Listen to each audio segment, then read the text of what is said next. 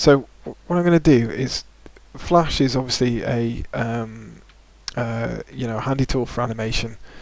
What I want to do is cover how it can be used for doing different styles of animation alongside things like After Effects and Photoshop, which I've covered previously. There's a lot of advantages to Flash. So if I create a new, I'm just going to create that was just File and New, and I just created a new ActionScript 3 canvas there, scene. Just to go through the basics of it. I'm sure a lot of people have already done this, and I'm assuming that people kind of know much about Flash already. But one of the things that it can do is it's good at doing sort of shape changing and tweens. So if I'm going to do like a smile, for instance, a very basic one, if I was going to create a mouth here, and I'll just give it a fill, very roughly. So I'm just creating a mouse shape. I'm going to copy those frames and paste them further down the timeline here. This is my timeline. So a lot of this you can just right click on a frame, and it has a load of options in here which you'll become familiar with the more that you use it. So I've just copied this frame here on frame 1. The space in between that doesn't have anything in, there are no keyframes in there. So these black dots are representing the keyframes, and that's quite important for this particular thing, and basically everything in Flash is based around the keyframes and tweening in between them. So I've got another keyframe. It's exactly the same as this one, but what I'm going to do is I'm just going to make a small change to it. In the same way as Illustrator works, the subselection tool, you've got a selection tool which covers everything, so I can grab whole sections and lines. I can the fill, and the line, or I can grab everything in there. The subselection tool will grab what it's made of. It's made of vector line, and I can get to the points in here. So this is what I'm using for this one. So if I grab this and I pull it in here, it's going to take account, the fill is going to take account of that, and it's going to come with that line, and which means I'm going to get a shape change from there to there. I'll just see if I can push it in a little bit further, and then I'm going to select this whole line, and I'm going to go to let's go for a create shape tween in between these, and hopefully it'll work. Yes. So what you'll get there, and the advantage over things like Photoshop particularly is, whereas Photoshop and Flash you can draw frame by frame. So for instance, if I just going to insert a layer here, so for instance if I want to, I'll just draw a very quick line just to show the frame by frame animation. Let's have a look. So create the pen tool. So if I'm going to draw a line in here, and what I can do is just insert a keyframe. Oh, insert keyframe, and then it's just going to move it to another place. In fact, I'll delete that, and I'm just going to draw another line in there, and I take it to another frame, delete, oops, insert another keyframe, oops,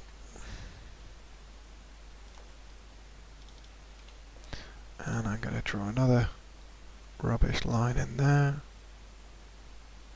So what you'll see obviously in my terrible animation is with these 3Ks I'm just like changing a shape frame by frame, drawing a line that moves around and wobbles and stuff like that, which is what you'll get when you work with Photoshop. Obviously frame by frame it's going to work. There is tweening in Photoshop insofar as it'll move and rotate, and it'll change opacity between frames without you having to do it frame by frame. But obviously this is, so this is the same kind of thing as Photoshop. So you can create these individual frames, but you can also create these motion and shape tweens in Flash, and that's what makes it so useful for doing a whole load of different things. Flash is going to be very much based around, there are obviously a whole bunch of tools including gradients and opacities and various other things, but it's very much based around vector graphics and a line and a fill. So that's the kind of thing, if you've got an animation which has that style to it, then similar to the king animation, king character that I was putting together just before in Photoshop, then this could be suitable for that. So we'll just close this. That's just the basics of a couple of different animation styles you can use in Flash. So what I'm going to do is I'm going to create a new file, and I'm going to do something called nesting, which is probably something people have done before, but it's just a reminder, and it'll help with the with building characters and character animation if you're intending to using Flash for it. So I'm just going to create a new, just an ActionScript 3 thing. It doesn't really matter which particular one you use, to be honest, because nesting is inherent in most of Flash anyway. I'm going to bring in that file that I made in Illustrator. I'm going to import it to the library rather than the stage. If I import to stage, then it'll just arrive in this section here, and if I put it in the library, it'll just be there for when I need it. I'm going to file, import, and import to library, and I'm going to grab that Flash file, and I'm going to just click OK because it's Flash layers. I don't have any editable text, so that's fine, and I just want to maintain editable paths and effects. So let's just bring that in, and I'm going to just drag and drop it into the library there, into the stage. Sorry, scale it down because it's pretty big. And what I'm going to do is I'm just going to select an arm. I need to break this up first because it's kept all the paths and all the groups and stuff that I had in Illustrator. So I'm going to go to Modify and Break Apart. I'm just going to keep pressing Control B until it's just broken it down into its individual bits. And I'm just going to delete off the background. And you'll see that it'll have retained a lot of the stuff that it was created in Illustrator. So if I take this subselection tool, you'll see that all the paths and stuff and the fills that were in Illustrator have been retained now. So I can make edits and things to this particular file.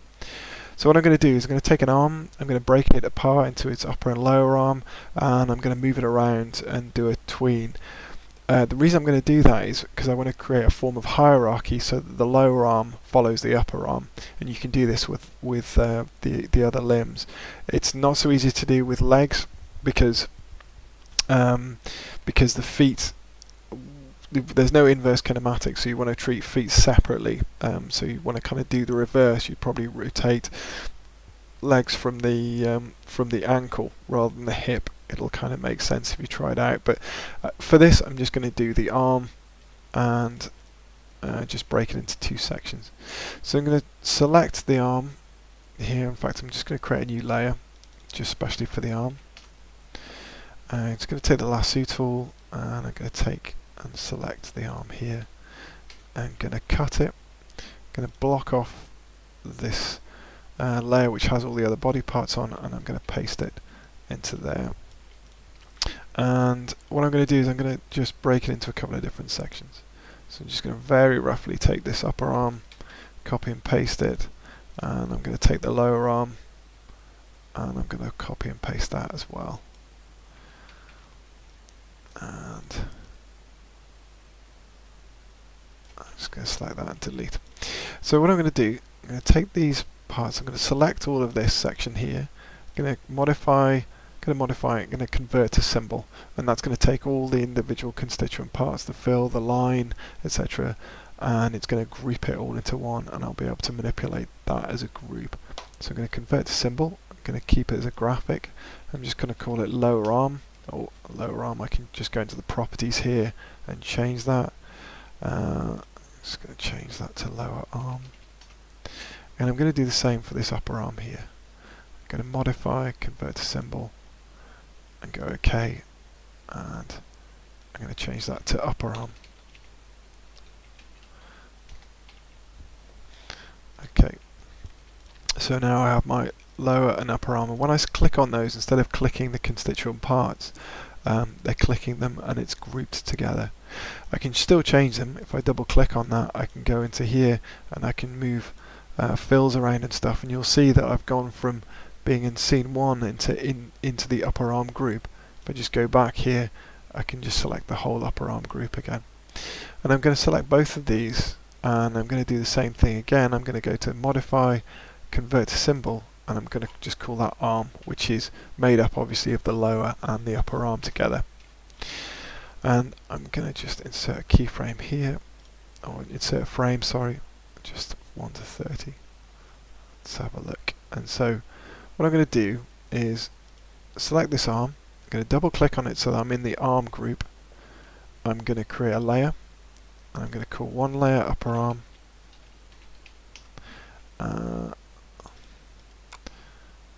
upper arm, and the other layer lower arm.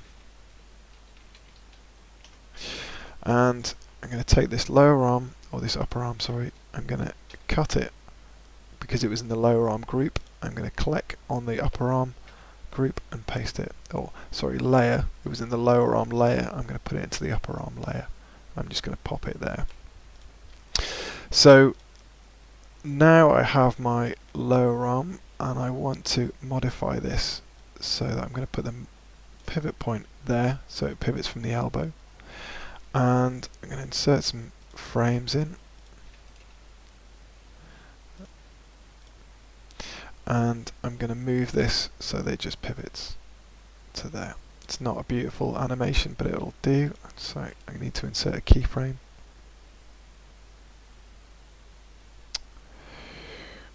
There. So my first position's there, second position there. Grab all those frames, right click and go to create classic tween, and what should happen is it'll move and pivot like that, which is fine. But what I want to do is I want to be able to have the upper arm move and the lower arm move as well, but move with it. Right, otherwise it's going to get really tricky to do the whole scene. So here's my animation there. It's taking the movement of this lower arm, and it's we were working from frame 1 to 30, and it's in there. But what I also want to do is move this upper arm. So I'm going to just grab the upper arm, or I want to move the upper arm, sorry, and have the lower arm move with it like it's in a hierarchy. So I'm going to grab this arm graphic, and I'm going to pop in a keyframe in there. So keyframe, and what I'm going to do is I'm going to rotate this arm, and I hope this works.